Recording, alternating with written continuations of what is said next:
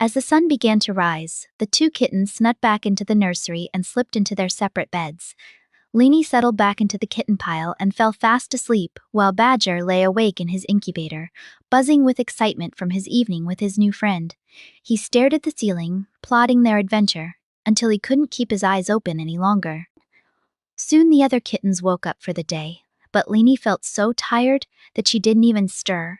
She slept through the sounds of paws scratching in the litter box, jingle balls rolling across the floor, and even the clink of cat food bowls as breakfast was delivered. Mamma Mia licked her on the head. "Are you feeling okay?" "Why are you so sleepy?" "I'm okay, Mama," Weenie said. "I just needed a few more minutes of rest." Weenie finally got up and slinked over to the fruit dishes where her siblings nibbled and slurped up breakfast.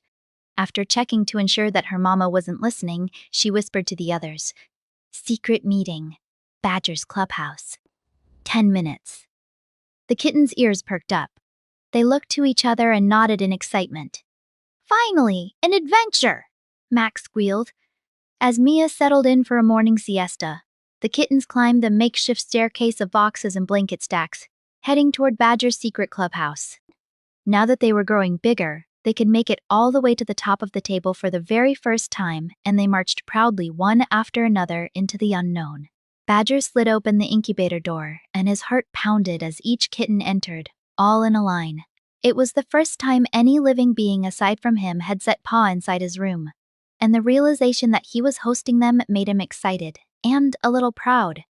They huddled in a circle and kept their voices low, trying not to wake up Mia.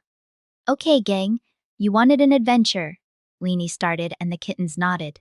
"Well, Badger has an idea, and it's going to take all of us to make it happen." Badger cleared his throat. He had never had so many eyes on him at once. "We've discovered something incredible, a marvel, a wonder of the world." The kitten's eyes widened. A tree so tall you can barely see the top, all aglow with twinkling lights like the night sky, and at the tippy top, a golden star. The mission... He paused. "Our mission is to make it to the highest point and retrieve that star." "A quest," Mac peeped. Outside the incubator, Mia pretended not to hear their planning. But mothers can hear their wee ones from a mile away, and she secretly listened in on every low-mumbled word. "At the stroke of midnight, we convene at the portal to the rest of Fosterland," Badger said in a serious tone. Rizzo tilted his head.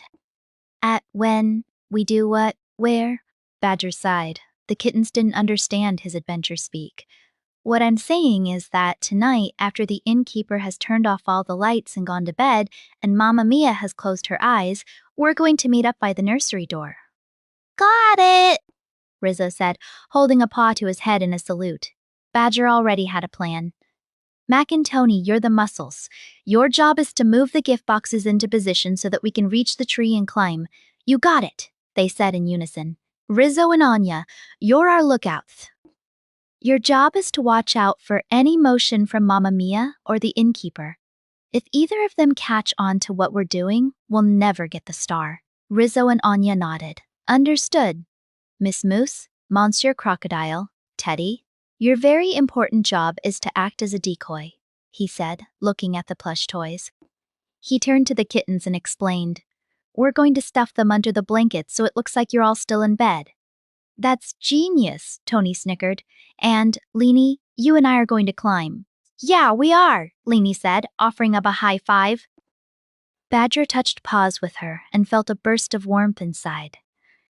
It was so cool that everyone wanted to help him with his plan. Badger ended the meeting and cracked open the incubator door. "See you tonight, team." Thinking they were very sneaky, the kittens tiptoed down from the incubator and past their mama, who acted as if she were just waking from her nap. They resumed the day as usual, enjoying a midday snack, grooming one another on the blanket pile, playing with tunnels and balls, and soaking up the sunny spot on the floor as it moved across the room, until eventually the sun set and disappeared. That evening, they would set out on their adventure.